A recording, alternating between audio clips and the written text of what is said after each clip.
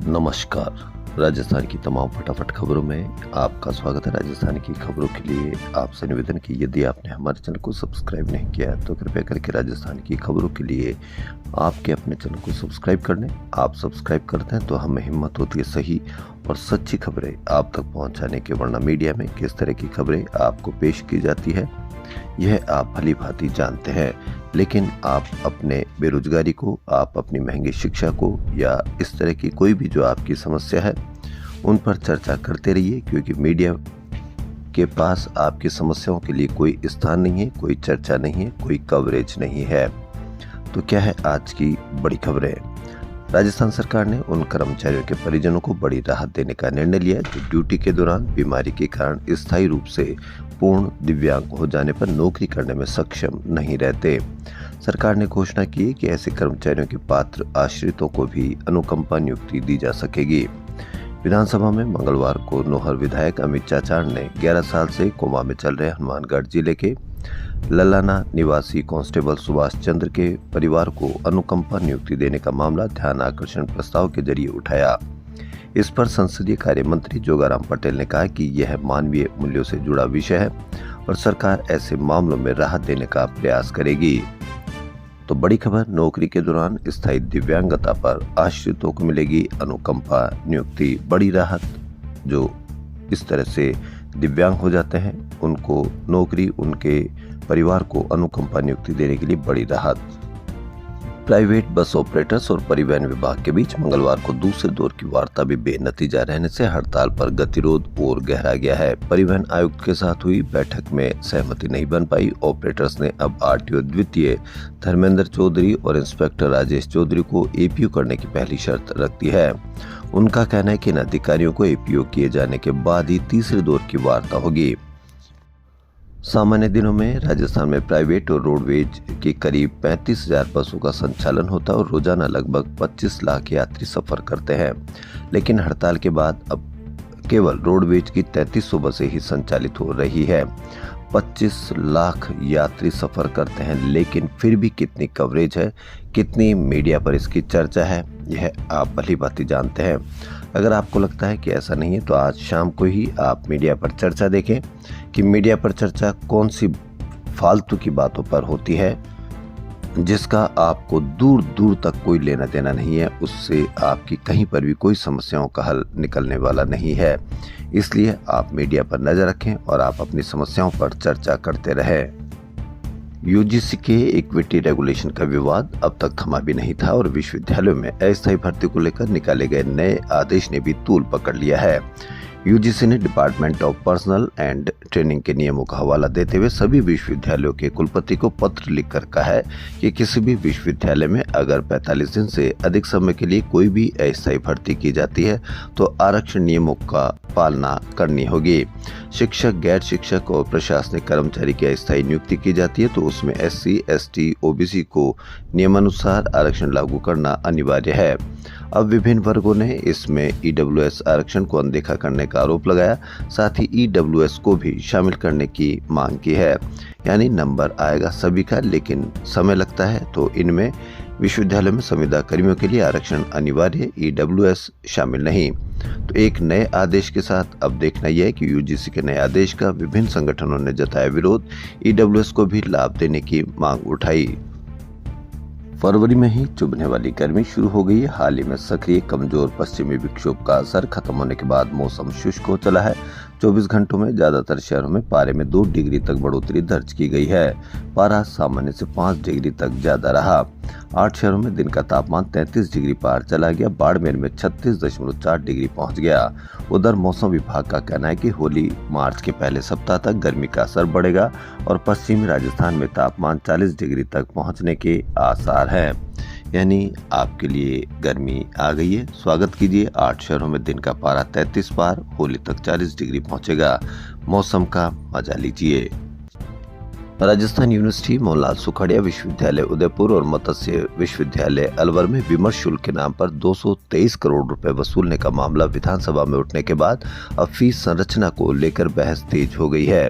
Rajasthan university में non collegiate छात्रों से 1000 रुपए विमर्श शुल्क लेने के साथ ही रेगुलर छात्रों से भी 10 मदों में शुल्क वसूला जा रहा है, जिससे फीस में करीब 2 से 3 हजार रुपए की बढ़ोतरी हो जाती है। वहीं मनीष यादव विधायक का कहना है कि विमर्श शुल्क लेकर छात्रों को विमर्श तो दो, सिर्फ डिग्री उपलब्ध करवाई जा रही है, करियर और जॉब गाइडेंस की सुविधा नहीं है। सरकार विश्वविद्यालय को पर्याप्त पैसा नहीं दे रही, इसलिए शुल्क बढ़ाकर भार छात्रों पर डाला जा रहा है, जो बिल्कुल ही गलत है। इसके विरोध में राजस्थान यूनिवर्सिटी में एनएसयूआई के कार्यकर्ताओं ने विरोध दर्ज करवाया। फाग का उल्लास, रंगों की मस्ती और सुरों की मिठास, लेकिन गोविंद देव जी मंदिर में मंगलवार को फागोत्सव का पहला दिन उम्मीदों के उलट घटनाक्रम का साक्षी बन गया। कार्यक्रम के बीच लाइटें बंद कर दी गई, साउंड सिस्टम और वाद्य यंत्र ठहर गए और पद्मश्री गुलाबो सपेरा को बिना लाइट प्रस्तुति देनी पड़ी।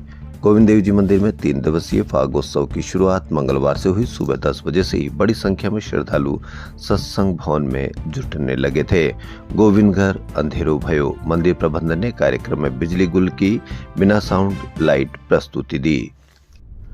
राजस्थान में गांव की सरकार चुनने की तैयारी अंतिम दौर में पहुंच गई है। राज्य निर्वाचन आयोग बुधवार को पंचायत चुनाव के लिए फोटो युक्त मतदाता सूची का अंतिम प्रकाशन करेगा। इस सूची के आधार पर तय होगा कि इस बार प्रदेश में सरपंच और पंच के चुनाव में कितने मतदाता वोट डाल सकेंगे। भरतपुर के भुसावर थाने में रात भर एक युवती को रखने के आरोप में 2 ट्रेनी कांस्टेबलों को सेवा से बर्खास्त कर दिया गया है। ट्रेनी कांस्टेबल परमवीर और सोनू कुलदीप पर आरोप है कि उन्होंने मर्यादाओं का उल्लंघन करते हुए एक युवती को रात में थाने में रखा। घटना का एक वीडियो भी सोशल मीडिया पर वायरल हो रहा है। जांच में आरोपों की पुष्टि होने पर एसपी दिग्गत आनंद ने दोनों ट्रेनी कांस्टेबलों को सेवा से बर्खास्त कर दिया। यानी आपके पास मोबाइल है तो आप किसी भी समस्या का हल अपने आप निकाल सकते हैं।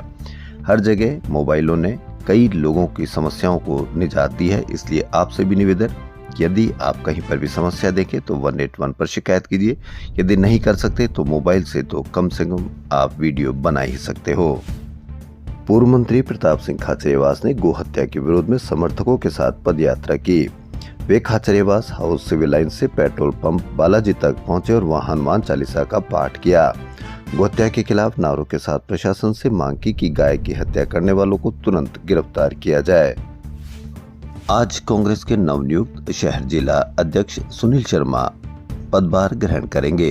ये समारोह प्रदेश कांग्रेस कमेटी कार्यालय में सुबह 10 बजे होगा। मुख्य अतिथि सुखजिंदर सिंह रंधावा और पूर्व मुख्यमंत्री अशोक गहलोत सहित प्रमुख नेता उपस्थित रहेंगे।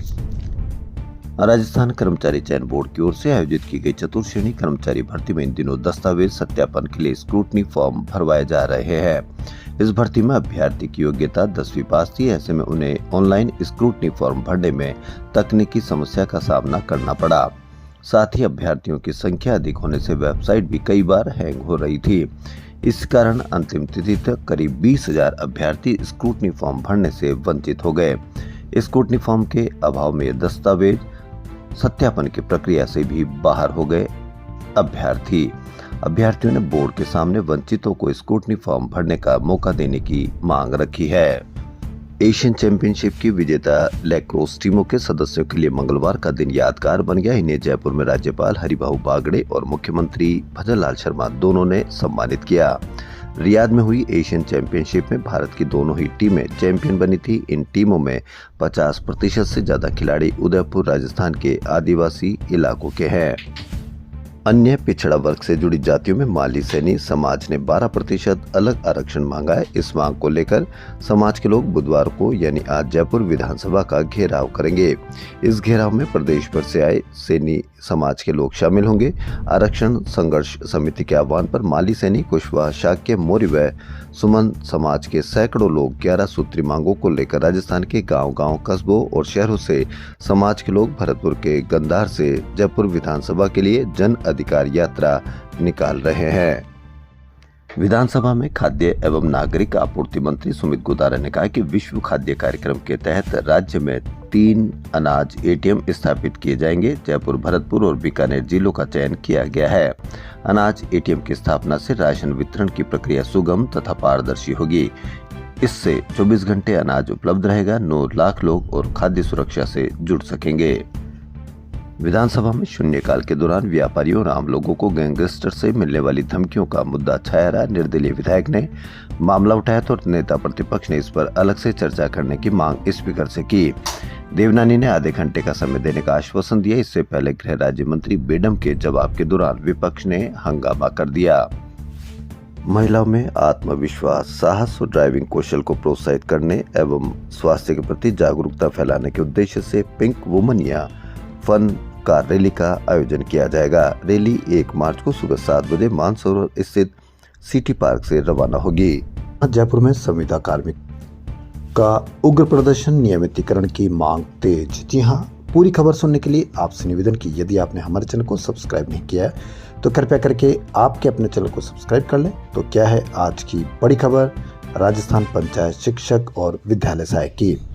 शिक्षा विभाग के संविदा कार्मिक, पंचायत शिक्षक और विद्यालय सहायक राज्य बजट से निराश होकर आज शहीद स्मारक जयपुर बड़ा विरोध प्रदर्शन करने पहुंचे। प्रदर्शन के दौरान कई कार्मिकों ने अर्धनग्न होकर सरकार के खिलाफ नाराजगी जताई और शीघ्र नियमितीकरण की मांग उठाई। प्रदर्शनकारी कार्मिकों का कहना है कि उन्हें इस बजट से बड़ी उम्मीदें थी। पिछले बजट उप मुख्यमंत्री दिया कुमारी ने अनुभव में 2 वर्ष की छूट देकर नियमितीकरण का आश्वासन दिया था, लेकिन अनुभव अवधि पूर्ण होने के बावजूद अब तक नियमितीकरण की प्रक्रिया शुरू नहीं होने से कार्मिकों में भारी आक्रोश है। संगठन के प्रदेश अध्यक्ष प्रवीण जसरापुर ने बताया कि राजस्थान पंचायत शिक्षक विद्यालय सहायक संघ के आह्वान पर 23,740 संविदा कार्मिक लंबे समय से अल्प मानदेय पर सेवाएं दे रहे हैं। संविदा रूल्स 2022 के बिंदु संख्या 20 के तहत स्क्रीनिंग कर नियमितीकरण की प्रक्रिया तुरंत शुरू करने की मांग की गई है।